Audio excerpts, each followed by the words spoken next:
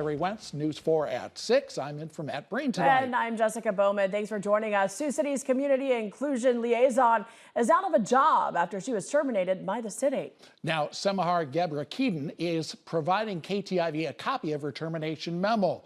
Deborah Keaton served as the community inclusion liaison since 2021, a position that was new to the city.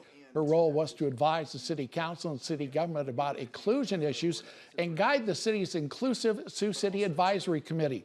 Deborah Keaton had been on a paid suspension since February for the same violation she was eventually fired for.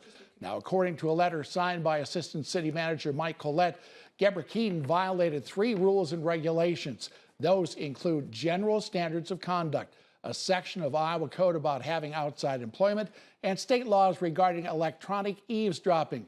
Collette wrote that the violations were deserving of termination, which was effective yesterday, May 28th. The city agreed to continue paying her health insurance through September. Now, Deborah Keaton previously released a statement on May 3rd during her paid suspension. In part, she wrote, "Despite my attempts to address harassment and discrimination openly and honestly, I've been consistently silenced and made to feel responsible for circumstances beyond my control."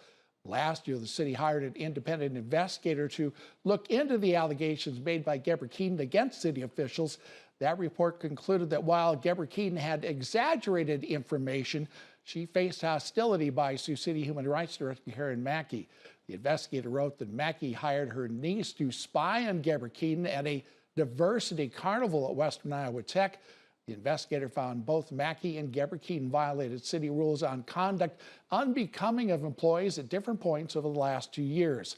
Also, the investigator found it concerning that city manager Bob Padmore did little to correct the issues between the two. Now, he reached out to the city for comment. In part, the city's attorney says while the city's disappointed confidential documents were disseminated, the city does not comment on internal personnel matters. The documents and statement from Deborah Keaton are lengthy, so we will post them in full on our website at ktiv.com.